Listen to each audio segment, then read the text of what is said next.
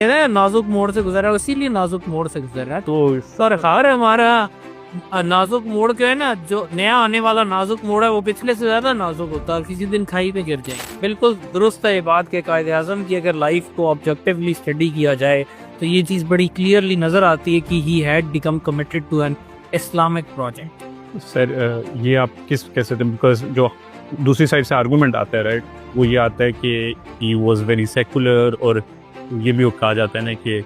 अगर उनकी लाइफ देखें तो we should aim for a secular state, तो why would you suggest that? तो वो है ना कि कायदे आजम से सबको प्यार है, तो कायदे आजम को ही अगर अपनी साइड का कर दिया जाए, ख़ास तौर पे अब तो कायदे आजम कब्र में है तो खुद बता भी नहीं सकते कि क्या चाहते, तो उनकी ज़ुबान जो है वो उनके मुंह में अपनी ज़ुबान देने की कोशिश की जाए। बहुत पुरानी और टायर्ड किस्म की पॉलिटिकल टैक्टिक है। ऑन द अदर हैंड अगर हम लोकल एलिट्स को देखें, उन इलाकों में जो पाकिस्तान बना तो उनमें वो शुरू में डिसइंटरेस्टेड थे, लेकिन जैसे ही थोड़ा मूवमेंट ने जोर पकड़ा और नेहरू और कांग्रेस के इरादे ज़्यादा वाजे होना शुरू हुए तो उनको भी यही लगा कि यार कल ये नेहरू और पटेल वगैरह आ गए ना तो सारा कुछ हिंदू खा जाएगा, हमें खाने को कुछ नहीं मिलेगा। तो हमारी जो स्टेट या एलीट कैप्चर स्टेट का पॉइंट है वो ये नहीं है कि पाकिस्तान को सेकुलर करना है या इस्लामी करना है, उसका पॉइंट है ही है कि शगुफे छोड़ते रहो, आइडेंटिटी क्राइसिस को परपेचुएट करना है ताकि हमारे खिलाफ कोई यूनिफाइड अवामी रिएक्शन आ ना सके कि जो लूट मार हमने मचाई हुई है उस पर हमारे खिलाफ खड़ा ना। अगर इंडिया को कहीं लगे कि उनका 10 रुपए का नुकसान हो जाएगा लेकिन पाकिस्तान का 2 रुपए का नुकसान होगा तो दे गो फॉर इट,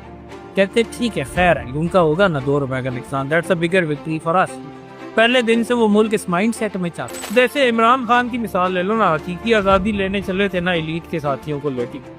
अब वो सारे जो हैं वो मज़े ले रहे हैं वर्क से और वो जेल में सड़ा, और नाम उसका लेते हैं जैसे हमारी एलीट भी इस्लाम का नाम लेती रहती है, लेकिन वो एंजॉयमेंट अपनी उनकी चल रही है। वो जेल में मरे तो मरे, उस पर गंडापुर साहब फैनूर्स करवा लें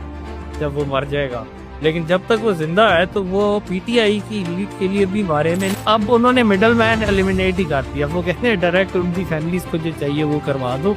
एंड दैट्स इट, और जरूरत ही नहीं है, वो डिमांड भी नहीं की। जैसे कि हुसैन हक्कानी साहब ने कहा था ना कि पाकिस्तानी कालीन बेचने वाले हैं तो बस उनके साथ रेट ऐसे ही तय होता है जैसे किसी कालीन बेचने वाले के साथ।